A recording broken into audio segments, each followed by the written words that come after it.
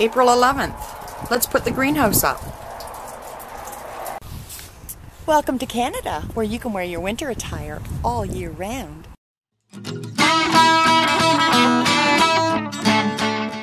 So here we go.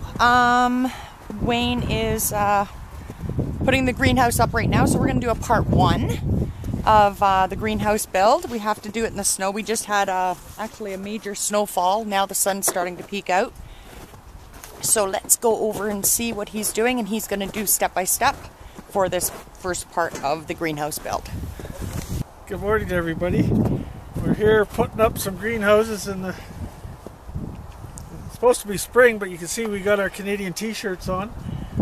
We can't wait, so we're gonna go ahead anyways. In the ideal world, we would have our footings in nice and square, but we're just, because of the weather, was snowing again this morning pretty bad.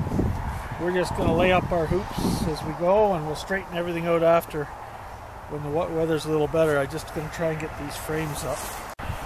There's nothing high-tech about this. These are just going to be high tunnels that we're going to use this summer, and then we'll pull the plastic off in the fall.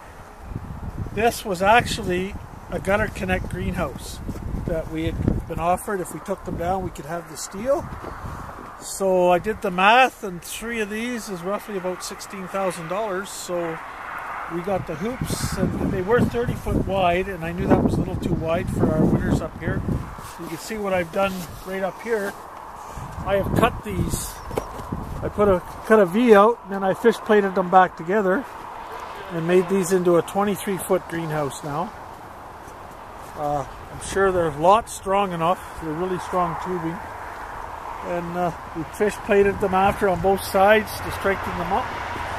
And now we're going to have 3 23 foot wide greenhouses by 108 feet long. So my son and I, we just started this morning. Started laying out the footings. And what we're going to do, we're going to put all the frames up, all the wind bracing, the roll up. Our roll ups are actually going to come up to here to help stiffen the whole structure up. That doesn't mean we have to open them up this high, but we have the option. Because our big high tunnel over on the other side of the farm, it gets very warm in the summertime. So what we'll do is we'll anchor these after the thaw, if the ground ever thaws this year. But nothing will move now, and you can see I've got a 4x4 as my base. And then I've taken a 2x4 and put on top just to overlap at all the joints. And that ties everything in. And what we'll do is they're anchored here. The ribs get anchored. There's a little bracket under here. I can lift it up and show you probably. No, maybe I can't. I'll show you farther down. They're bolted down, and then we just put these homemade hoops on. And what I'll do when this thaws, we'll take the T-bars, fencing T-bars, and we'll drive them into the ground on an angle every 10 feet or so, and then we'll lag bolt them into the footing, and they'll never move. We've had some up for 10, 12 years now. They've never moved. These are going to be great. Like I say, an extra 8,000 or 9,000 square feet of growing space for this spring. Being here in Northern Ontario, we need the heat. This is the only way we're going to get it. So, I mean, it's not ideal conditions to put up these greenhouses, but, I mean, it's almost mid-April, and look at it. There's still 1.5 feet of snow, another foot expected this weekend.